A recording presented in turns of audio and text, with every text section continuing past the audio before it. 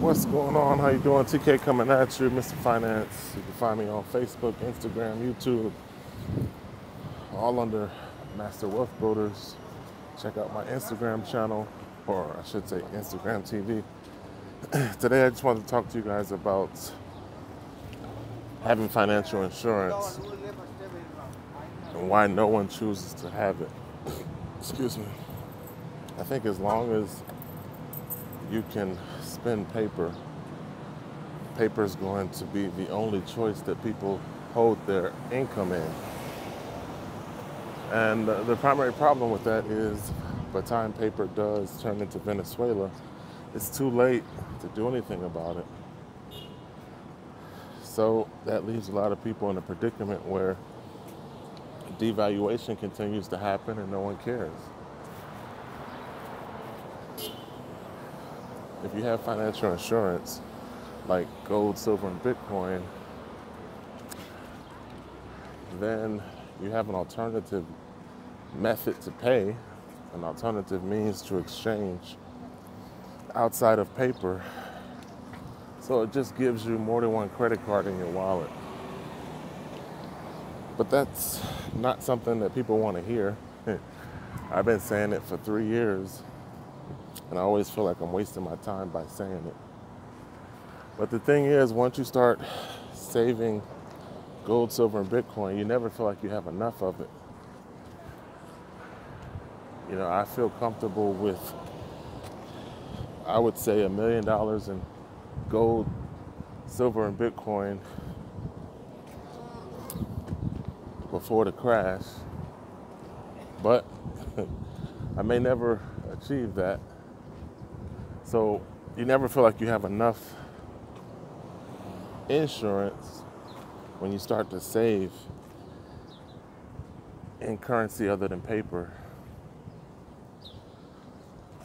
I know I have more than somebody who has nothing, but I definitely don't feel prepared. And it's an uphill battle because you only can afford to convert whatever paper you have that's spendable. And for most of us, that's not a lot. It's not a lot of liquidity.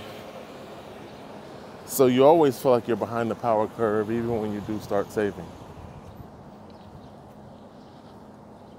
But I like the quote Robert Kiyosaki made when he says that no paper in history has ever lived forever. So at some point, Rome will repeat itself and paper will become Venezuela. But to say that, no one believes you. Everyone says, well, paper's always going to be printed and paper's always going to be spendable. And the issue with that statement is that when you overprint something, you devalue in other people's wallets. You know, when you overprint, you devalue the existing currency in circulation. So it becomes a mathematical equation of time. And when you talk about devaluing paper, everyone feels like they have more time.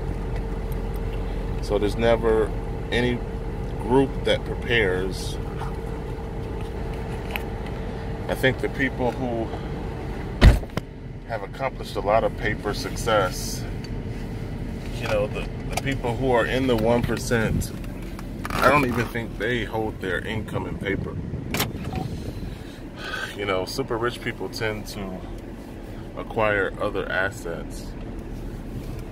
So even the people who have a lot of paper don't store paper, you know, don't store their income in paper format. So it's interesting that you can't convince others to do the same thing in terms of buying gold, silver, and Bitcoin, storing it in an offshore vault, having some of it in a vault that you can access locally, putting your cryptocurrency in a cold storage solution that's for some reason just not something that people want to hear, don't want to talk about, they don't want to do it. You know, you go to work, you trade your time for paper, and you're happy with whatever paper you get. And then people lie, steal, and cheat to get more paper in the hopes that they could outpace inflation when it's not possible. So I always say things like, use a higher purchase medium. You know, if you don't believe in insurance, then buy gold, silver, and Bitcoin because you want to benefit from using a purchase medium that gives you greater purchase power. So even if the paper that you hold valuable never crashes, it benefits you to have other forms of currency like gold, silver, and Bitcoin because you could spend it and get more for your money. Because the value is higher than the dollar, it spends further and basically allows you to position yourself more effectively whenever you choose to spend that medium. But again, I feel like I'm talking to myself because no one ever listens to these videos. I'll be lucky to get 3 views. I still put the message out, you know, hoping that somebody saves themselves from a situation where the scales tip and we print more money than is needed, which causes devaluation to show itself within the economy. Right now, we don't really see inflation because we export our dollars to other countries. But if those other countries said, I'm no longer going to buy treasury bills, then inflation would show itself within our economy. Or if a major bank would fail, that could be a catalyst to the dollar crash. That could show itself within the economy. So there's a number of factors that could create the bubble to pop.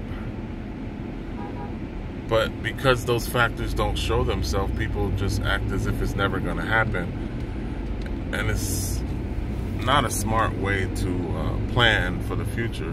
You know, if you say, oh, that's never going to happen, then when it does happen, you're left holding the bag. So it's interesting to me that we live in such a closed-minded society where people don't feel the need to have some sort of financial insurance in the event.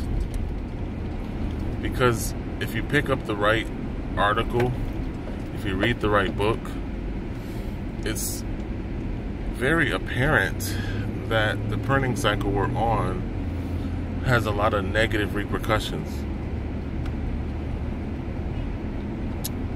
But I think people have to hit their face in a curve before they wake up and say, oh, I need to do something about this. But usually when you hit your face in a curve, it's too late to do anything other than try to patch yourself up, you know. But preparation and correction is way beyond that point. So making a video talking about acquiring assets outside of paper doesn't really make sense to a lot of people. So if the light doesn't go on in your head and you don't feel the need to acquire gold, silver, and Bitcoin, then there's nothing that can help you. You know, if you end up like Venezuela, where they had the banks close and then they were told how much money they could take out the ATM machine. And everyone just says, well, that'll never happen. So the best way to prepare is to put your head in the sand and pretend like the articles and the signs and the representation of inflation and devaluation don't exist. But I don't think that that's very smart, nor will it get you to the promised land. But I only can control me. So there you have it.